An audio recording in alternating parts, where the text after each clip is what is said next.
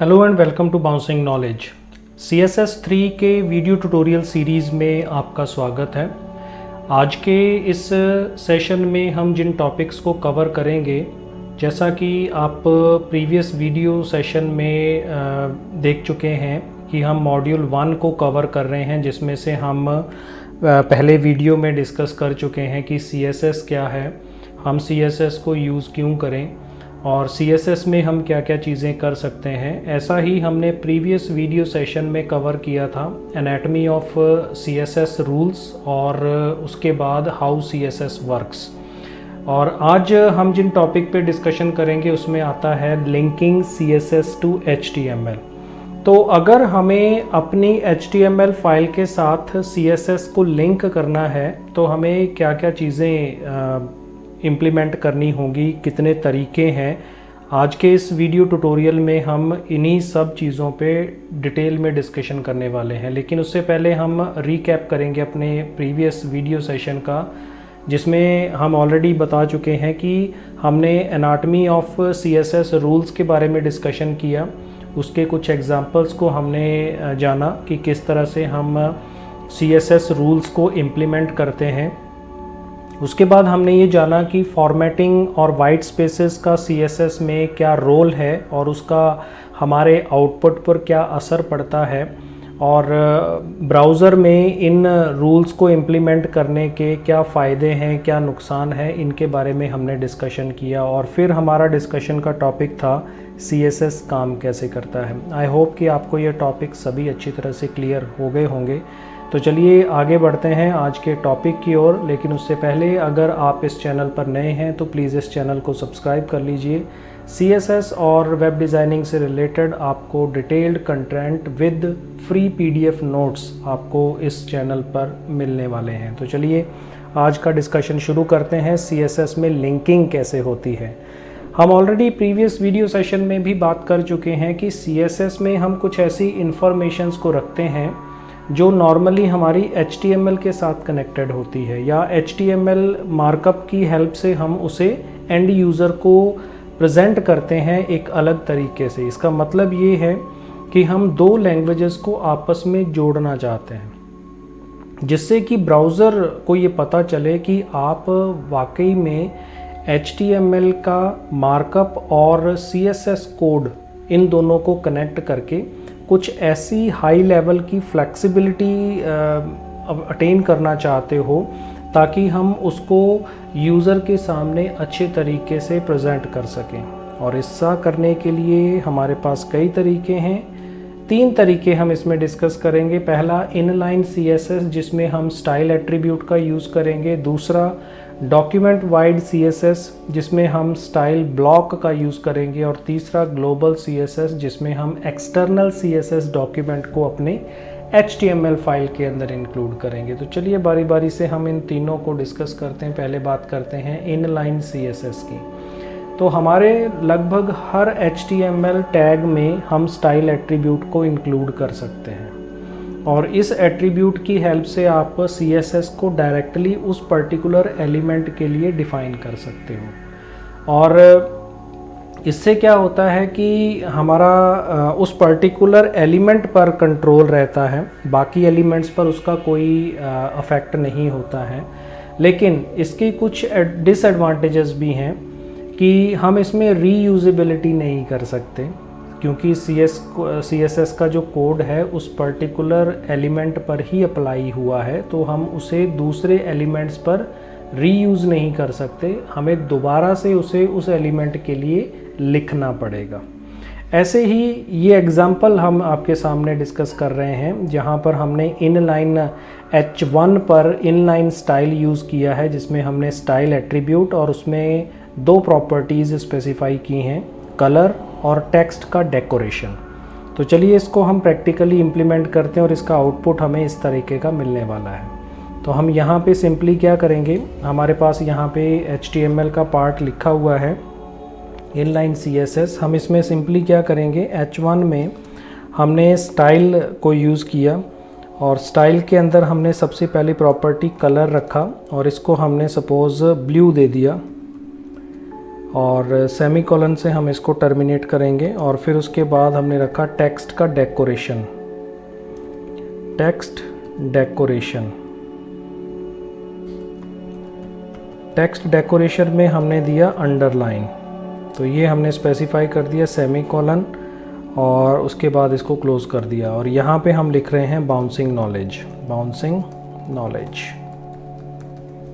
इसको सेव कर दिया। सेव करने के बाद हम अपनी फ़ाइल को रन करेंगे तो यहाँ पे हमारे पास 3 फाइल है, इसको हमने एग्जीक्यूट किया और यहाँ पर आप अपना आउटपुट देख सकते हैं कि ये H1 की हेडिंग में आ रहा है, कलर ब्लू आ रहा है और इसके नीचे अंडरलाइन डिस्प्ले हो रही है। तो ये तो था पहला टाइप जिसको हम बोलते हैं इनलाइन स्टाइल शीट।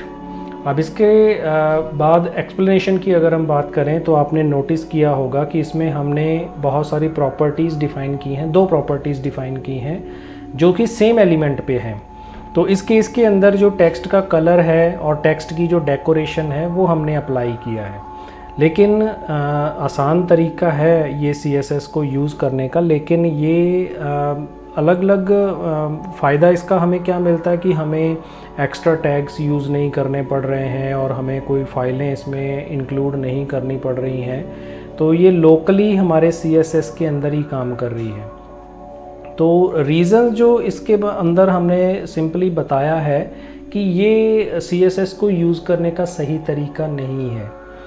दूसरी जो डिसएडवांटेज हम इसमें यूज़ कर रहे हैं वो ये कि अगर इस स्टाइल कोड को आपने जब यूज़ करते हो, अपलोड होता है, तो हर बार ये पेज जब भी इसकी रिक्वेस्ट जाएगी ये डाउनलोड होगा इसका कोड। और इस प्रोसेस की वजह से आपके पेज की जो प्रोसेसिंग स्पीड है वो भी स्लो हो जाएगी। तो सिंगल एलिमेंट अगर हम हर एलिमेंट पे ऐसे स्टाइल्स लिखने लग गए तो हर एलिमेंट पे आपको स्टाइल लिखना पड़ेगा, वो उसको डाउनलोड करेगा, उसको प्रोसेस करेगा, तो उसमें ब्राउज़र को टाइम लग जाता है। तो ये बड़ा टाइम कंज्यूमिंग और आपके पेजेस की प्रोसेसिंग स्पीड को स्लो कर देगा। तो इससे बचने का तरीका यही है कि हम किसी और तरीके को यूज़ करें। अगर आप बार बार उस पेज को यूज़ करना है तो ये हर बार डाउनलोड होगा, बार बार होगा, तो इससे आपके पेज की प्रोसेसिंग स्पीड स्लो हो जाएगी। अब बात करते हैं दूसरा तरीका, इंटरनल CSS। ये दूसरा सबसे आसान तरीका है CSS एलिमेंट्स को एलिमेंट पे अप्लाई करने का डॉक्यूमेंट में, जिसमें हम एक स्टाइल ब्लॉक डिफाइन कर लेते हैं। HTML में हम ये काम करते हैं स्टाइल टैग की हेल्प से, और उसी में हम CSS का सारा कोड लिखते हैं और उसके लिए वही रूल्स अप्लाई होते हैं जो नॉर्मली हम CSS के लिए अप्लाई करते हैं। तो यहाँ पर आपके सामने एग्जांपल दिया हुआ है, इसी को हम प्रैक्टिकली इम्प्लीमेंट भी करेंगे। तो यहाँ पे हमने H1 और H2 के लिए कुछ स्टाइल्स डिफ़ाइन किए हैं और उन्हें हमने अपने आउटपुट में जो बॉडी टैग है उसके अंदर अप्लाई करके आउटपुट में देखा है। तो चलिए इसको प्रैक्टिकली इम्प्लीमेंट करते हैं। यहाँ पे हमने इनलाइन की बजाय हम इंटरनल लिख लेते हैं, इंटरनल CSS। और यहाँ पे हम सिंपली क्या करेंगे, टाइटल टैग के बाद यहाँ पे हम स्टाइल को यूज़ कर लेंगे और इसमें हमने सिंपली H1 के लिए क्या किया, कलर स्पेसिफाई कर दिया। कलर सपोज़ हमने रेड दे दिया, सेमीकोलन। और H2 के लिए हमने जो कलर स्पेसिफाई किया है उसको हम ले लेते हैं कलर, और इसको हमने सपोज़ ब्लू कलर दे दिया। और इसका जो बैकग्राउंड कलर है इसको हम सपोज़ सियान दे देते हैं, ये हमने स्पेसिफाई कर दिया। अब यहाँ से हम स्टाइल हटा देते हैं, ये स्टाइल हमें नहीं चाहिए, ये हमने डिलीट कर दिया। H1 के लिए बाउंसिंग नॉलेज रखा हमने, और H2 के लिए हम यहाँ पे क्या देते हैं, boost your skills, BOOST, boost your skills. तो इसको सेव करते हैं और सेव करने के बाद अगर हम इसका आउटपुट देखेंगे रिफ़्रेश करने के बाद, तो यहाँ पे आप देख सकते हैं कि ये टेक्स्ट रेड में आ रहा है जो H1 में था, और जो H2 के लिए हमने स्टाइल अप्लाई किया है वो इसके अंदर बैकग्राउंड कलर लाइट ब्लू यानी कि सियान आ रहा है और टेक्स्ट का कलर ब्लू डिस्प्ले हो रहा है। तो यही हमने यहाँ पर किया है आउटपुट में। 2 प्रॉपर्टी हमने स्टाइल टैग के अंदर, अब यहाँ पर हम चाहें जितनी चाहें उतने एलिमेंट्स के लिए प्रॉपर्टीज़ डिफ़ाइन कर सकते हैं, CSS कोड लिख सकते हैं। अब उसके बाद नेक्स्ट बात करते हैं तीसरे की, ग्लोबल CSS, जिसको हम एक्सटर्नल CSS भी कहते हैं। तो स्टाइल ब्लॉक जो हमने अभी ऊपर डिफ़ाइन किया है, इसको आप रीयूज़ कर सकते हो CSS कोड को पूरे डॉक्यूमेंट में। लेकिन अभी भी फ़र्क सिर्फ इतना है कि ये सिर्फ एक पेज पे काम करेगा। अगर हम वेबसाइट के अलग अलग पेजेस पे करना चाहें तब ये काम नहीं करेगा, तब ये वर्कआउट नहीं करेगा। तो हमें क्या करना पड़ेगा, हर वेब पेज पर इस कोड को कॉपी करके लेके जाना पड़ेगा। तो उसके लिए भी ब्राउज़र को क्या करना पड़ेगा, डाउनलोड करना पड़ेगा। रिक्वेस्ट, जब भी रिक्वेस्ट होगी तो डाउनलोड होगा। तो इसकी बजाय हम क्या कर सकते हैं, एक्सटर्नल CSS फाइल को एक बार यूज़ करके उसे कैश करवा सकते हैं। तो ये सबसे बड़ी डिसएडवांटेज है कि हम स्टाइल ब्लॉक अप्रोच को यूज़ कर सकते हैं। लेकिन इसके अलावा तीसरी अप्रोच जो कि एक्सटर्नल CSS फाइल की है, वो ज़्यादा बेटर तरीके से हम इसके अंदर इम्प्लीमेंट कर सकते हैं। तो CSS फाइल क्या है, सिंपली एक टेक्स्ट की फाइल होती है जिसको हम .css एक्सटेंशन से सेव करते हैं। और एक चीज़ यहाँ पे हमें ध्यान रखने वाली है कि इसमें हम डायरेक्टली हमारा जो CSS का कोड है वो इसमें लिखना शुरू कर देते हैं। और इसको आप चाहें जितने भी पार्ट्स में लिखना चाहें, जितने भी पेजेस पे इम्प्लीमेंट करना चाहें कर सकते हैं बिना किसी प्रॉब्लम के। और इसमें हम जो भी हाईलाइट किए हुए रूल्स हैं हमने, जो हम अपने CSS फाइल के अंदर स्पेसिफाई करते हैं, उनको हम किसी भी नाम से सेव कर सकते हैं अप्रोप्रिएटली। अगर हमें अच्छा लगे तो style.css फाइल का नाम जो है वो रखा जा सकता है। और फिर उसके बाद हम अपने किसी भी ब्लॉग पे उसको अप्लाई कर सकते हैं। तो यहाँ पे हम सिंपली कोड देख रहे हैं। सबसे पहले हमने ये CSS की फ़ाइल क्रिएट करनी है। तो यहाँ पे हम नॉर्मली क्या करेंगे, एक नई फ़ाइल बनाएंगे। और इसमें मैंने क्या किया, H1 में यहाँ पे मैंने सपोज़ कलर ले लिया, ब्लू ले लेता हूँ मैं, और सेमीकोलन से क्लोज़ किया। H2 के लिए सपोज़ मैंने कलर इसमें ले लिया, कलर रेड, और सेमीकोलन बैकग्राउंड कलर में जो इसमें है, बैकग्राउंड कलर जो है वो मैं इसमें रख लेता हूँ पिंक। और फिर उसके बाद तीसरा H3 जो है वो मैं यहाँ पे स्पेसिफाई कर रहा हूँ कलर ग्रीन और सेमीकोलन। मैं इस फाइल को सेव करूँगा और सेव मेरी फ़ाइल उसी जगह पे होनी चाहिए जहाँ पे आपकी दूसरी फाइल है। तो मैं इसको नाम दे रहा हूँ style.css। तो ये हमारी फ़ाइल जो है स्टाइल के नाम से सेव हो गई, ये हमारे पास फ़ाइल है। अब यहाँ पे हम क्या करेंगे, एक्सटर्नल, यहाँ पे इंटरनल की जगह हम एक्सटर्नल यूज़ करेंगे। एक्सटर्नल फाइल है, उसमें हम ये स्टाइल यूज़ नहीं करेंगे।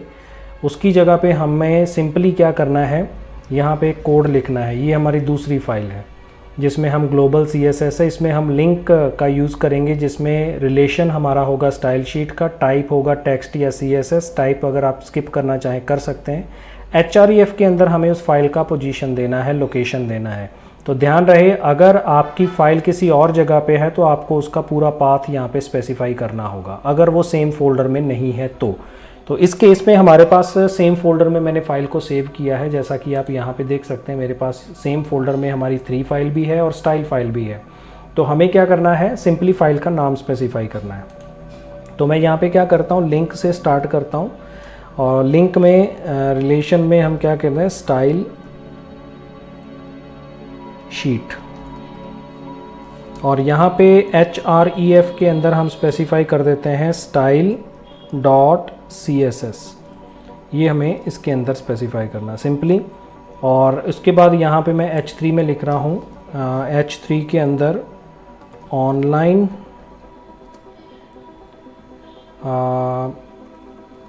सिंपली लिखते हैं a made simple series, a made simple video tutorial series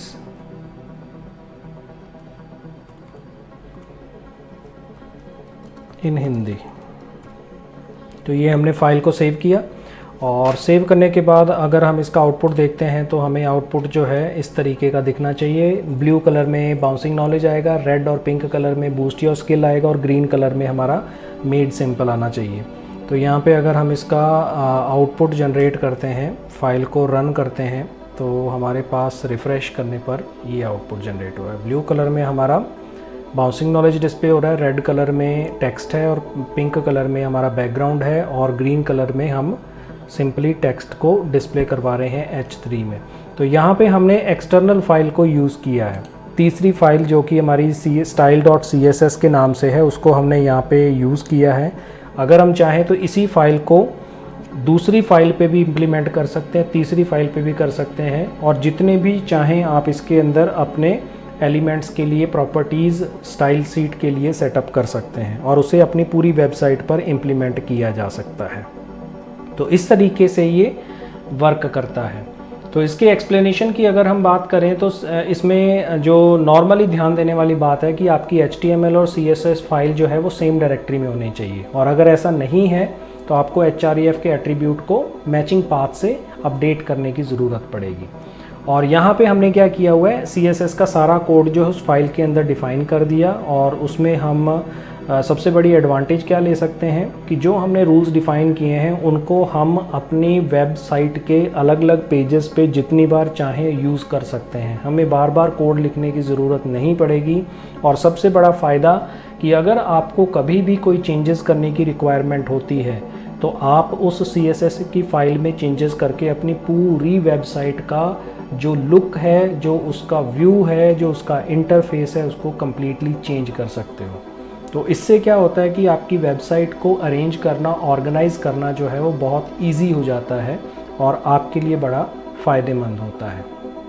तो इस सेशन में हमने जो डिस्कस किया है उसको रिवाइज़ करते हैं। हमने पहली अप्रोच जो डिस्कस की है वो इनलाइन स्टाइल एट्रीब्यूट की थी। ये सबसे बड़ी एडवांटेज है कि हम ईज़िली इसको यूज़ कर सकते हैं, लेकिन इसकी कुछ डिसएडवांटेजेस भी हैं कि इसमें हमें CSS के बड़े फ़ायदे नहीं मिल पाएंगे क्योंकि हम कोड की रीयूजेबिलिटी नहीं कर सकते, और इसमें लेआउट में चेंजेस अगर हमें करना पड़ता है तो हमें बार बार अलग अलग जगह पे चेंजेस करने पड़ेंगे, हर पेज को चेंज करना पड़ेगा, तो ये बहुत ही हेडेक वाला काम हो जाएगा।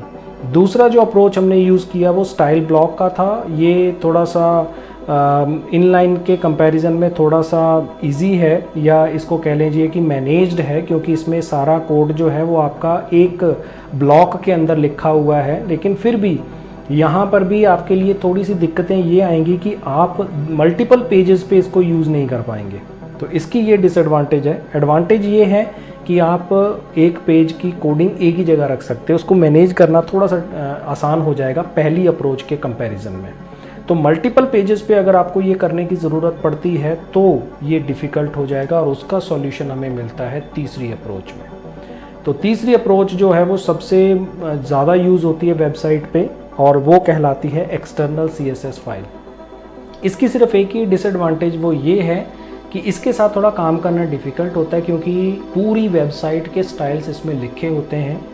तो वो क्या होता है कि समझना थोड़ा सा डिफ़िकल्ट हो जाता है। अगर आप मैनेज तरीके से करेंगे, ब्लॉक्स बनाकर करेंगे और कमेंट्स देकर करेंगे तो इसको भी मैनेज करना पॉसिबल है, और आप बड़ी इजीली अपनी पूरी वेबसाइट को यहाँ से एक जगह से कंट्रोल कर सकते हैं। तो आपकी रेफरेंस के लिए और आपकी इन्फॉर्मेशन के लिए बता दूं कि इस ट्यूटोरियल के अंदर हम जितने भी कोड डिस्कस करेंगे उसमें हम पहली दो अप्रोच यानी कि इनलाइन स्टाइल और स्टाइल ब्लॉक का यूज़ ज़्यादा करेंगे कोशिश, क्योंकि हमें बड़े कोड्स नहीं लिखने हैं, सिंपली एग्जांपल्स को आपके साथ डिस्कस करना है, उसका यूज़ समझाना है। तो हम एक्सटर्नल CSS का यूज़ बहुत कम करेंगे, क्योंकि हमें बहुत बड़े पेजेस पे काम नहीं करना है, वेबसाइट्स पे काम नहीं करना है, हम सिंपली एक कोड पे काम कर रहे होंगे। तो उससे क्या होता है कि आपको उस पर्टिकुलर चीज़ को समझाना आसान हो जाता है। आप उसे अपने हिसाब से उसे अगर इम्प्लीमेंट करना चाहें तो एक्सटर्नल CSS की हेल्प से उसे अपने पेजेस पे इम्प्लीमेंट करके देख सकते हैं। तो इस वीडियो में फ़िलहाल इतना ही। Thanks for watching. Keep on learning with us. Stay tuned for upcoming videos and always stay blessed.